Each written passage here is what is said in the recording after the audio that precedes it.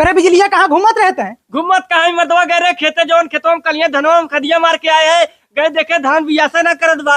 करे सारे इतनी जल्दी बियास कही आई? अच्छा बताओ, अगर तेनो मेहरारू साथे सुत जाबे का एक महीना में बाप बन जाबे? नहीं तो बाबू वैसे धनवा में खदिया आज मारे तो बहने बियास ना कही आई। और हाँ, तोर मामा फोन करे रहे पता कैसे उनके घाव लगे बाजो देखियो। अच्छा ठीक हो जाते खाना ना खाई के। हाँ जाओ। अरे डॉक्टर साहब तनी आराम से बांधना, बहुत तेज पीड़ा था। चाचा देखा ढेर कावे धावे के चक्कर में दौड़ भाग मत करा और कपारे भारी बोझा मत उठाया, नहीं फिर टाका टूट जाये तुम खून रोक ना पाई। ठीक हो डॉक्टर साहब। मामा गोड़ रखा था ही। खुश रहो बचवा, खुश रहो। और बचवा तेरे घरे का हाल चाल बाटे? ठीक बटे सब। मामा तोरे ही बतावा कि घाव कैसे लग गए?